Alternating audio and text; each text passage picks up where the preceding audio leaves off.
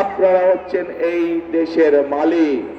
এখন এই দেশের মালিকের কাছে আমি জানতে চাই যে প্রিয় মালিক, এই দেশের বাংলাদেশের মালিক, একটি রাজনৈতিক দল হিসাবে আমরা আপনাদের সামনে পরিকল্পনা উপস্থাপন করেছি কি করতে চাই। মালিকের কাছে আমি এখন জানতে চাচ্ছি যে আপনাদের কি পরিকল্পনা 12 তারিখে পরিকল্পনা কি নিয়েছেন? আপনারা কি করবেন 12 তারিখে? কি করবেন বুঝি না। কি দানে শেষ? দানে শেষ। এই প্রার্থীরা এদিকে আসেন তো, যারা প্রার্থী, যারা ধানের শীষের প্রার্থী তারা আসেন, পাশে দাঁড়ান, দুই পাশে দাঁড়ান।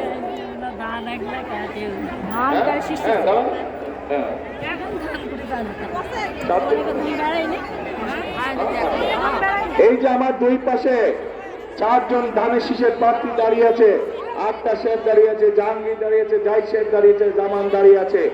এই মানুষগুলোর হাতে আমরা ধানের শীষ তুলে দিয়েছি, দেখতে পাচ্ছেন? এই মানুষগুলোকে আমরা দায়িত্ব দিয়েছি, এই দিনাজপুর অঞ্চলের উন্নয়নের দায়িত্ব দিয়েছি। কিন্তু 12 তারিখে যদি আপনারা আপনাদের পরিকল্পনা সফল করেন, তাহলেই এদের পক্ষে সম্ভব এই এলাকার মানুষের প্রতি দায়িত্ব পালন করা। প্রিয় ভাই বোনেরা, প্রিয় মুরব্বীবর্গ, প্রিয় মা বোনেরা, আমরা কি এদেরকে আপনাদের কাছে ছেড়ে দিতে পারি? এদের দায়িত্ব কি আপনাদের হাতে দিতে পারে 12 তারিখ পর্যন্ত? ইনশাআল্লাহ।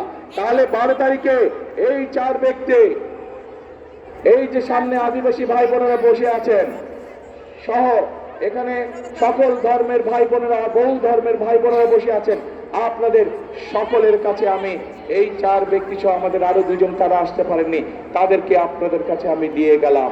12 তারিখ পর্যন্ত আপনারা এই মানুষগুলোকে ইনশাআল্লাহ দেখে রাখবেন। 13 তারিখ থেকে ধানের শীষ বিজয় হওয়ার পরে এদের দায়িত্ব হচ্ছে প্রতিদিন আপনাদেরকে দেখে রাখা, এই এলাকার উন্নয়নকে দেখে রাখা, এই 4 ব্যক্তির দায়িত্ব। ঠিক আছে তো? ইনশাআল্লাহ। বসেন। প্রিয় ভাই বোনেরা, প্রথমেই বক্তব্য শুরুতে প্রথমেই বলেছি যে এটি কিন্তু আজকে আমার খুব ভালো লাগছে, কারণ আমি নানি বাড়িতে এসেছি। কিন্তু নানি বাড়িতে কিন্তু আপনারা আমাকে বললেন দিবেন, কি দিবেন? ভোট দিবেন। আরেকটা কথা, এই দিনাজপুর অঞ্চলের প্রধান ফসল কে? কালকা ভাই, এই অঞ্চলের প্রধান ফসল যখন ধান, সেই ধানের জন্যই তো আমি আপনাদের কাছে সমর্থন চাইছি, সেই ধানের পক্ষেই তো আমি সমর্থন চাইছি। কাজেই দিনাজপুরের মানুষের প্রধান ফসল ধান, আর আমাদের মার্কা হচ্ছে ধান বা ধানের শীষ। প্রিয় ভাই বোনেরা, প্রিয় মা বোনেরা, আসুন আজকে আমাদের এই জনসভার প্রতিজ্ঞা হোক, আজকে আমাদের এই জনসভার শপথ হোক দেশ গঠনের শপথ, রাষ্ট্র পুনর্নির্মাণের শপথ, রাষ্ট্র পুনর্গঠনের শপথ।